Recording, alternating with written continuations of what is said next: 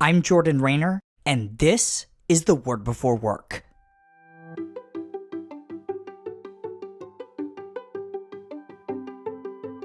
Today we're reading from Genesis 1:26 and 28. Here's what it says.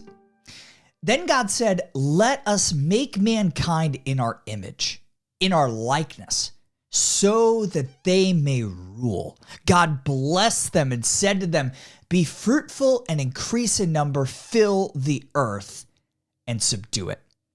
Again, that was Genesis 1 verses 26 and 28. The pervasive abridged gospel starts in Genesis 3 and ends at Easter. But as theologian Dr. Sandra Richter explains, quote, "I am unable to share the gospel without speaking of Eden. Because when we ask the salvation question, what we are really asking is, what did Adam lose and what did Jesus buy back?" End quote. That's why we're spending the next 5 weeks unpacking the unabridged gospel from Genesis 1 to Revelation 22 and getting explicit about what it means for our work today. Our journey begins in Act 1 of creation, where God spent 6 days working with his words, see Genesis 1, and his hands, see Genesis 2, 7 through 21. Then God created his children to share in his love, in his creation, and yes, in his vocation. Genesis 1 and 2 make clear that God never intended creation to be a product that we passively consume, but a project that we actively participate in.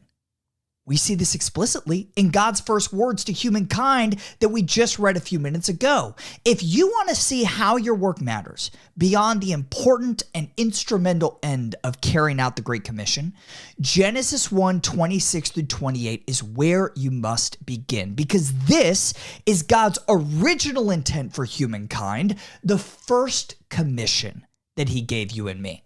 Let me quickly break down the 4 components of this first commission. First, we are called to, quote, "be fruitful and increase in number," end quote.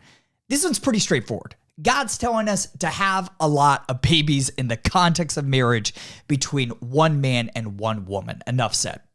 Second, God tells us to, quote, "fill the earth."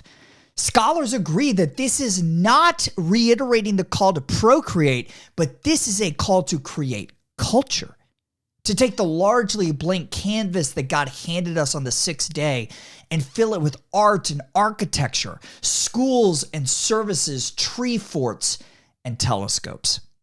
Third, we're told to subdue the earth, which according to the editor of the ESV Bible means, quote, "to make the earth more useful for human beings' benefit and enjoyment." Sounds a lot like the work you do every day as an engineer or musician or city planner, doesn't it? Finally, God invites us to quote unquote rule. As one Hebrew scholar explains, this is an invitation to quote, actively partner with God in taking the world somewhere. Where exactly? Put simply, to take the garden and turn it into a garden city, the eternal kingdom of God, aka the kingdom of heaven. Right here in Act 1 of the biblical drama, we see the genesis of our purpose to participate in the ultimate cosmic drama of working with God to cultivate heaven on earth. But I hear what you're thinking. Come on, Jordan, this is Genesis 1. What the heck does this mean for my work today? It means that the work you're doing today is the very thing God created you to do in the beginning, most likely.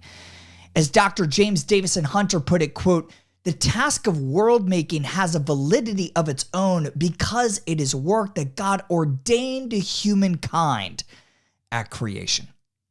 With that in mind, believer, go and lean into the first commission today for the glory of God and the good of others. Today's devotional barely scratches the surface of Act 1 of the unabridged gospel.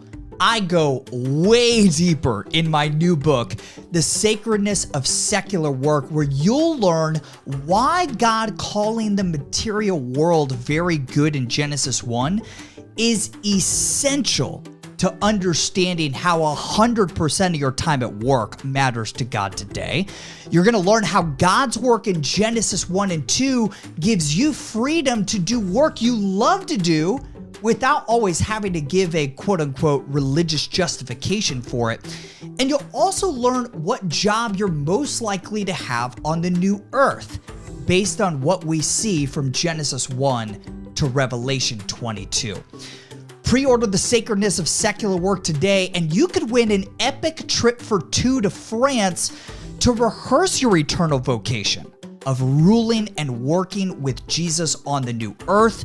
Entering to win is super simple. Step 1, pre-order The Sacredness of Secular Work on Amazon or wherever you buy your books. Step 2, fill out the form on jordanraynor.com to enter the sweepstakes.